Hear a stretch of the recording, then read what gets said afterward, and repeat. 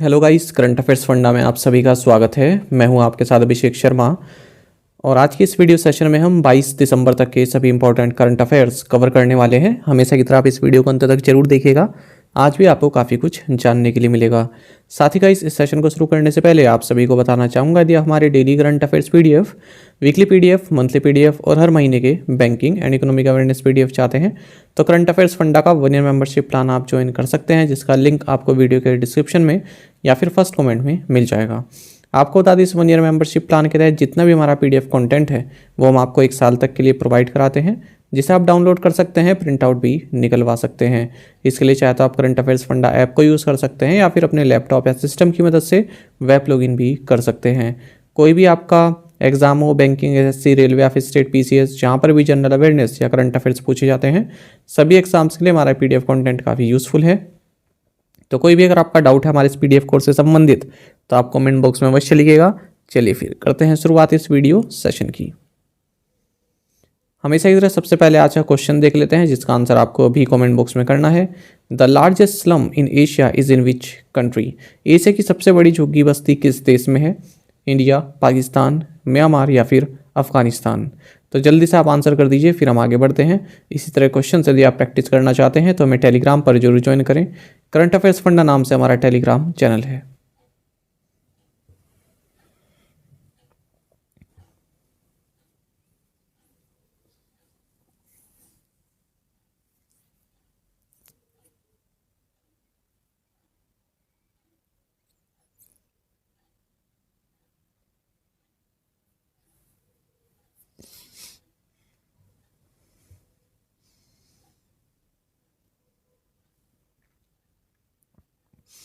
When is the national mathematics day celebrated? राष्ट्रीय गणित दिवस कब मनाया जाता है? ऑप्शंस आपके सामने हैं। सही आंसर ऑप्शन सी रहेगा, दिसंबर 22। आपको जानना चाहिए कि हर साल 22 दिसंबर को भारत में नेशनल मैथमेटिक्स डे सेलिब्रेट किया जाता है, क्योंकि इस दिन जो लेजेंडरी इंडियन मैथमेटिशियन रहे हैं श्रीनिवास रामानुजम, इनकी बर्थ एनिवर्सरी होती है।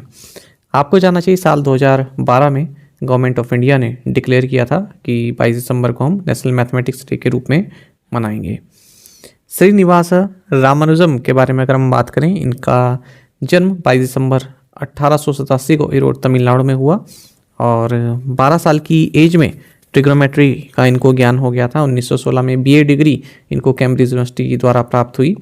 वहीं fellow of royal society of London भी इलेक्ट हुए 1918 में और 26 अप्रैल 1920 को इनका निधन हुआ 32 साल की उम्र में। आपको जाना चाहिए 1729, इसे रामानुजन नंबर के नाम से जाना जाता है। Who are the recipients of the major Dhyan Chand Khel Ratna award for the year 2023? वर्ष 2023 के मेजर ध्यानचंद खेल रत्न पुरस्कार के प्राप्तकर्ता कौन है? ऑप्शंस आपके सामने है। सही आंसर ऑप्शन सी है, चिराग शेट्टी एंड सात्विक साईराज रांकीरेड्डी। देखिए, ministry of youth affairs and sports ने नेशनल स्पोर्ट्स अवार्ड्स 2023 अनाउंस कर दिए हैं और प्रेसिडेंट ऑफ इंडिया द्वारा फिजिकल रूप से ये जो अवार्ड्स हैं 9 जनवरी 2024 को दिए जाएंगे, जो भी विनर्स हैं उन्हें। तो मेजर ध्यानचंद खेल रत्न अवार्ड 2023 ये दिया गया है चिराग चंद्रशेखर शेट्टी, बैडमिंटन संबंधित हैं, और इन्हीं के जोड़ीदार रांकीरेड्डी, सात्विक साईराज बैडमिंटन। ठीक है, तो दोनों की इनकी जोड़ी है, युगल उसमें खेलते हैं बैडमिंटन में। आपको जानना चाहिए मेजर ध्यानचंद खेल रत्न ये most outstanding performance in the field of sports by the sport person के लिए दिया जाता है, पिछले 4 साल में जिन्होंने उत्कृष्ट प्रदर्शन किया हो अपने खेल में। वहीं मौलाना अबुल कलाम आज़ाद ट्रॉफी 2023 ये गुरु नानक देव यूनिवर्सिटी अमृतसर को दी गई है और ये जो इंटर यूनिवर्सिटी टूर्नामेंट्स होते हैं उनमें सबसे उम्दा परफॉर्मेंस जिस यूनिवर्सिटी ने किया हो उसे देते हैं। द्रोणाचार्य अवार्ड अगर हम रेगुलर कैटेगरी की बात करें, ये आउटस्टैंडिंग कोचेस को दिया जाता है, जैसे ललित कुमार हैं, आरबी रमेश हैं, महावीर प्रसाद सैनी हैं, शिवेंद्र सिंह हैं, गणेश प्रभाकर देवरुखकर हैं। Dronacharya award life time category में जिन कोचेस को दिया गया है ये जसकीरत सिंह गरेवाल हैं, भास्कर ई हैं और जयंता कुमार पुशीलाल हैं। Dhyan Chand award for lifetime achievement ये मंजूषा कंवर, विनीत कुमार शर्मा और कविता सेल्वराज को दिया गया है। वहीं आपको जानना चाहिए कि 26 स्पोर्ट्स पर्सन्स जिनमें क्रिकेटर मोहम्मद शमी हैं, पैरा आर्चर शीतल देवी हैं, वुशु प्लेयर नवरेम रोशिबिना देवी हैं। तो इन्हें अर्जुन अवार्ड से सम्मानित किया गया है। तो 26 स्पोर्ट्स पर्सन को दिया गया है अर्जुन अवार्ड। इनके नाम भी आप देख लीजिएगा लिस्ट में, मैं टेलीग्राम पर डाल दूंगा ये लिस्ट। अच्छा, चिराग और सात्विक के बारे में आपको जानना चाहिए। इन्होंने एशियन गेम्स गोल्ड मेडल जीता, एशियन चैंपियनशिप्स टाइटल जीता, इंडोनेशिया ओपन सुपर 1000 टाइटल जीता, साथ ही World Championship bronze medal winners भी हैं और कॉमनवेल्थ गेम्स में इन्होंने गोल्ड मेडल जीता था। Who emerged as the most expensive player in the IPL at 24.75 crore rupees, 24.75 crore रुपए के साथ आईपीएल में सबसे महंगे खिलाड़ी कौन बने? ऑप्शंस आपके सामने है। सही आंसर ऑप्शन सी है, मिचेल स्टार्क। देखिए, ऑस्ट्रेलिया के जो वर्ल्ड कप विनिंग पेस जोड़ी है Mitchell Starc and captain PAT Cummins, इन्होंने आईपीएल में जो है सारी रिकॉर्ड्स तोड़ दिए। अगर हम नीलामी की बात करें तो जो कमिंस हैं, इन्होंने जो 20 करोड़ का आंकड़ा है उससे पार किया, पहले प्लेयर बने और 20.50 करोड़ रुपए में इन्हें सनराइजर्स हैदराबाद ने साइन किया है। और थोड़ी ही देर बाद जो स्टार्क हैं ये most expensive player ever in IPL बने और केकेआर कोलकाता नाइट राइडर्स ने इन्हें 24.75 करोड़ रुपए में खरीदा है। इंडियन क्रिकेटर्स में बात करें तो हर्षल पटेल 11.75 करोड़, ये मोस्ट एक्सपेंसिव जो है प्लेयर हैं जो साइन हुए इस बार। पंजाब किंग्स ने इन्हें जो है लिया है। वहीं आपको जानना चाहिए जो विमेंस प्रीमियर लीग है, इनमें मोस्ट एक्सपेंसिव प्लेयर्स कौन रही? काशवी गौतम अनकैप्ड 2 करोड़ रुपए में गुजरात जायंट्स ने इन्हें खरीदा। वहीं एनाबेल सुदरलैंड, ये भी 2 करोड़ रुपए में दिल्ली कैपिटल्स ने इन्हें बाय किया है। तो अगर अनकैप्ड पूछा जाए तो काशवी गौतम और वैसे एनाबेल। अनकैप्ड मतलब जो डेब्यू कर ही रही हैं अपना इस चीज़ में। How many nuclear power reactors are currently installed in India, Bharat में वर्तमान में कितने परमाणु ऊर्जा रिएक्टर स्थापित हैं? ऑप्शंस आपके सामने है। सही आंसर ऑप्शन सी है 23। आपको जानना चाहिए कि एट प्रेजेंट भारत में 23 न्यूक्लियर पावर रिएक्टर्स इंस्टॉल्ड हैं और गवर्नमेंट ने जो है प्रयास शुरू भी कर दिए हैं कि 2031-32 तक 22,480 मेगावाट की न्यूक्लियर कैपेसिटी हम स्थापित करें। फिलहाल 7480 मेगावाट की है और जो एनुअल इलेक्ट्रिसिटी जनरेशन है न्यूक्लियर पावर प्लांट से, इसकी क्षमता 46,982 मिलियन यूनिट्स है 2022-23 में। गवर्नमेंट ने साथ ही हाल ही में 1208 मेगावाट के 6 न्यूक्लियर पावर प्लांट को भी अप्रूवल दिया है जो कि यूएसए की मदद से बनेंगे। कोवाड़ा जो कि श्रीकाकुलम डिस्ट्रिक्ट आंध्र प्रदेश में है। तो ये इन्फॉर्मेशन पार्लियामेंट में दी गई है मिनिस्टर द्वारा। Which institution co-hosted the first Marshal of the Air Force Arjan Singh annual lecture with the Indian Air Force? किस संस्थान ने भारतीय वायुसेना के साथ वायुसेना के पहले मार्शल अर्जन सिंह वार्षिक व्याख्यान को आयोजित किया?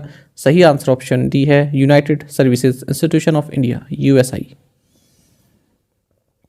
देखिए, Indian Air Force and United Services Institution of India USI, इन्होंने मिलकर first Marshal of the Air Force Arjan Singh annual lecture का जो है आयोजन किया है और इसमें जो शुरुआती लेक्चर है डिलीवर किया गया former chief of the air staff air chief marshal RKS Bhadauria द्वारा। अगर हम बात करें अर्जन सिंह जी के बारे में, martial of the Air Force Arjan Singh के बारे में, तो ये एयर स्टाफ के चीफ रहे हैं एयर मार्शल रैंक पर और फर्स्ट एयर चीफ मार्शल रहे इंडियन एयरफोर्स के। इन्हें presidential award of Padma Vibhushan से भी सम्मानित किया गया था 1965 वॉर में जो इनका कंट्रीब्यूशन रहा उसको देखते हुए। Who launch the national geology data repository portal, राष्ट्रीय भूविज्ञान डेटा रिपोजिटरी पोर्टल किसने लॉन्च किया है? ऑप्शंस आपके सामने है। सही आंसर ऑप्शन सी रहेगा, प्रहलाद जोशी।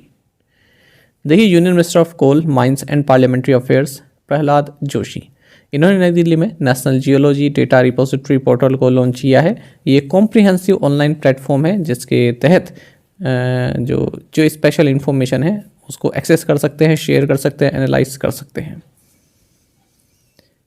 जो ये NGDR है, national geology data repository portal, इसको तैयार किया है geological survey of India and Bhaskaracharya institute of space applications and geo informatics BISAC-N के द्वारा। अगर हम इस BISAC-N की बात करें, एक ऑटोनोमस साइंटिफिक सोसाइटी है जो कि सोसाइटीज़ रजिस्ट्रेशन एक्ट 1860 के तहत रजिस्टर्ड है under ministry of electronics and information technology, government of India. अच्छा, आपको बता दें जो असाइनमेंट क्वेश्चंस होते हैं ना, इसका कंपाइलेशन वीडियो डाल दिया नवंबर का, अब से स्टार्ट कर दिया है, नवंबर का भी डलेगा, दिसंबर के भी इस तरह से अब रहेंगे। आपकी डिमांड आ रही थी ना कि असाइनमेंट क्वेश्चंस भी जो है अपलोड किया करें कंपाइलेशन, तो आप देख लीजिएगा वो वीडियो। हु रिसीव्ड साहित्य academy award for his Hindi novel मुझे पहचानो। हिंदी उपन्यास मुझे पहचानो के लिए साहित्य अकादमी पुरस्कार किसे मिला है? सही आंसर ऑप्शन ए संजीव है। देखिए, Sahitya academy awards for the 2023 announce हो चुके हैं। 9 books of poetry, 6 novels, 5 short story collections, 3 essays and 1 literary study, इन्हें साहित्य अकेडमी अवार्ड दिया गया है इस साल। मिस्टर संजीव को इनके हिंदी नॉवल मुझे पहचानो के लिए साहित्य अकेडमी अवार्ड दिया गया। नीलम शरण गौर को इनके इंग्लिश नॉवल रिक्विएम इन रागा जानकी के लिए अवार्ड दिया गया है साहित्य अकेडमी। अरुण रंजन मिश्रा को इनकी संस्कृत पोयम सुनिए मेघगनम, इसके लिए साहित्य अकेडमी अवार्ड दिया गया है। आपको बता दें अवार्ड्स जो हैं जूरी मेंबर्स द्वारा रिकमेंड किए गए थे 24 लैंग्वेजेस में और अप्रूव किया गया इनको एक एग्जीक्यूटिव बोर्ड द्वारा, साहित्य अकेडमी के एग्जीक्यूटिव बोर्ड द्वारा, जिसकी अध्यक्षता साहित्य अकेडमी के प्रेसिडेंट माधव कौशिक ने की है। आपको बता दें जिस साल दिए जाते हैं उसे छोड़कर उससे पहले के 5 सालों में कोई बुक आई हो आउटस्टैंडिंग तो उसके लिए दिया जाता है। यानी कि टाइम फ्रेम क्या रहा, जनवरी 2017 से दिसंबर 31, 2021 तक। The award in the form of casket containing N engraved copper plate shawl and 1 lakh rupees, तो 1 लाख रुपीज़ में दिए जाते हैं।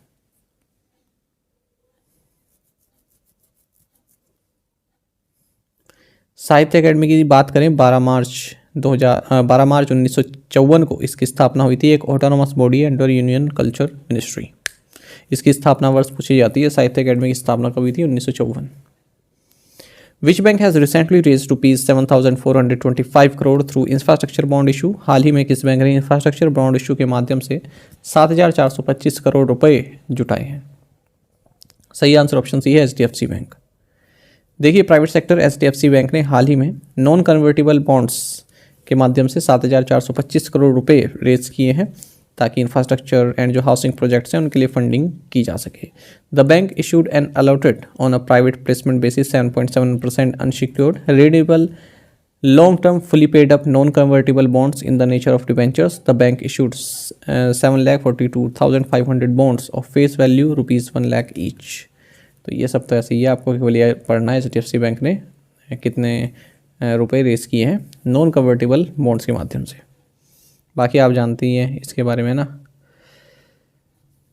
Tibetan spiritual leader Dalai Lama inaugurated first international Sangha forum 2023 at which place. तिब्बती आध्यात्मिक नेता दलाई लामा ने प्रथम अंतर्राष्ट्रीय संघ फोरम 2023 का उद्घाटन किस स्थान पर किया? सही आंसर ऑप्शन डी बोध गया। देखिए, 2000 से ज़्यादा बुद्धिस्ट स्पिरिचुअल लीडर्स यानी कि संघ मेंबर्स और भी जो गेस्ट आए हैं लगभग 35 कंट्रीज से, इन्होंने 3 दिन तक चलने वाला इंटरनेशनल संघ फोरम जो कि international convention centre Bodhgaya Bihar में आयोजित किया गया, इसे अटेंड किया है और 14th दलाई लामा ने इसे इनोग्रेट किया। Which PSU has been awarded the 11th edition of FICCI Water Award 2023 under the Industrial Water Use Efficiency category? किस PSU को औद्योगिक जल उपयोग दक्षता श्रेणी के तहत फिक्की जल पुरस्कार 2023 के 11वें संस्करण से सम्मानित किया गया है? सही आंसर ऑप्शन डी है NTPC। देखिए, NTPC कांति बिहार इसे 11th edition of FICCI water award 2023 दिया गया है। किस कैटेगरी में? Industrial water use efficiency category में। यह अवार्ड इन्हें दिया गया है Director General of National Mission for Clean Ganga Government of India G Ashok Kumar के द्वारा। तो वाटर कंजर्वेशन और efficient use of water resources के लिए NTPC कांति को दिया गया है। Who has been appointed as a part-time member in Pension Fund Regulatory and Development Authority PFRDA? Pension fund नियामक और विकास प्राधिकरण में अंशकालिक सदस्य के रूप में किसे नियुक्त किया गया है? सही आंसर ऑप्शन ए है परमा सेन। देखिए, सेंट्रल गवर्नमेंट ने परमा सेन जो कि एडिशनल सेक्रेटरी है department of expenditure in finance ministry government of India, इन्हें पार्ट टाइम मेंबर नियुक्त किया है pension fund regulatory and development authority PFRDA में, और ये NA जॉर्ज मैथ्यू को रिप्लेस कर रही हैं। आपको बता दें PFRDA में एक चेयरमैन होते हैं और 3 होल टाइम मेंबर्स और 3 पार्ट टाइम मेंबर्स, और अब जो 2 और पार्ट टाइम मेंबर्स हैं वो राहुल सिंह है और पंकज शर्मा है। पीएफआरडी की बात करें, रेगुलेटरी बॉडी है जो कि भारत में पेंशन के रेगुलेशन एंड सुपरविजन के लिए बनाई गई, मिनिस्ट्री ऑफ फाइनेंस के तहत ऑपरेट करती है। इसकी इस्टेब्लिशमेंट साल 2003 में की गई थी। चेयरमैन दीपक मोहंती है। Which IT has developed a technology called Amrit, arsenic and metal removal by Indian technology, for the removal of arsenic and metal ions from water?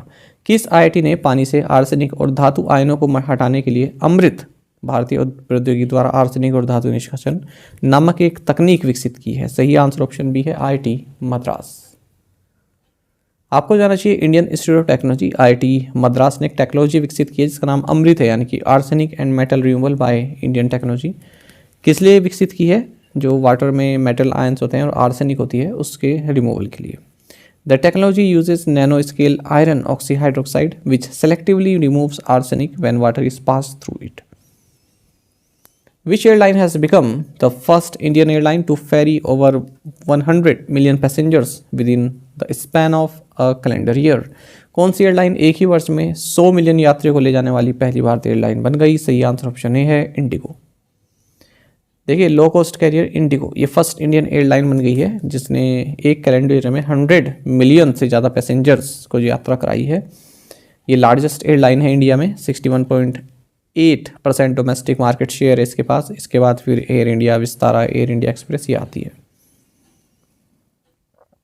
Which state will host Khelo India games इन जनवरी 2024? जनवरी 2024 में कौन सा राज्य खेलो India games की मेजबानी करेगा? सही answer option B है, Tamil Nadu.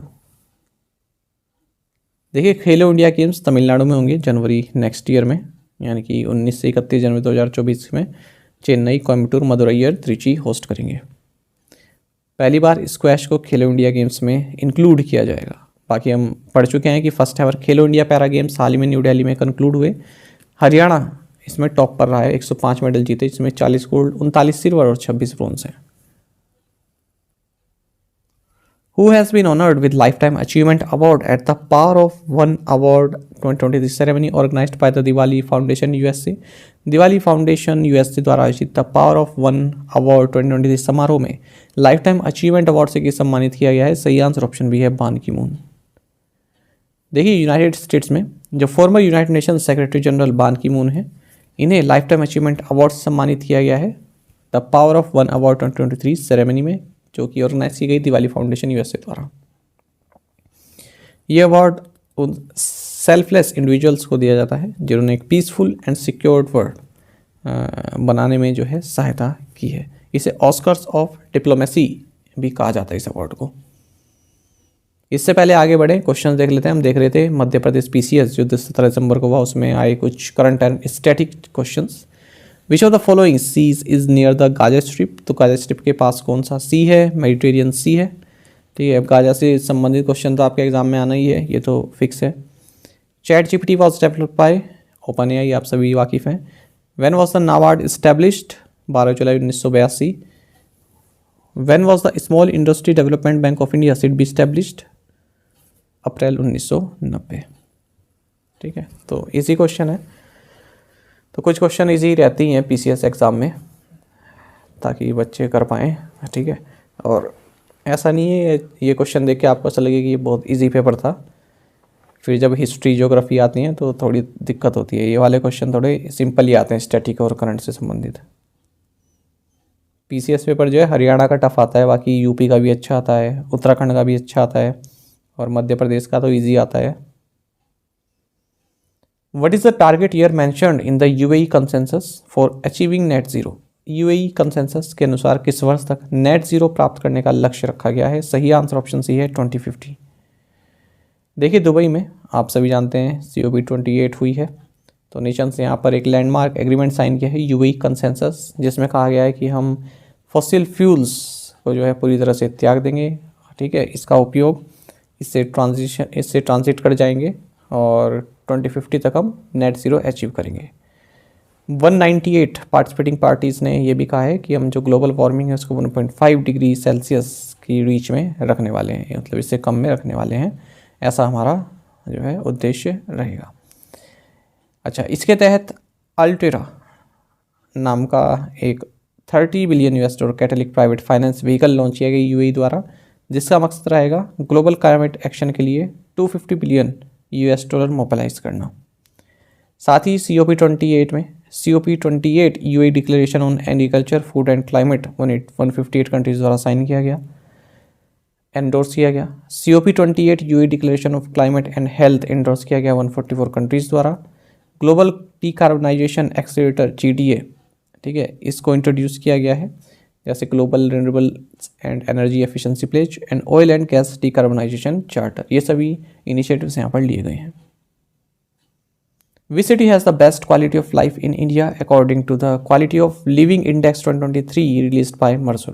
Mercer द्वारा जारी जीवन गुणवत्ता सूचकांक 2023 के अनुसार किस भारतीय शहर में जीवन की गुणवत्ता सबसे अच्छी है? ऑप्शंस आपके सामने, सही आंसर ऑप्शन डी है, हैदराबाद।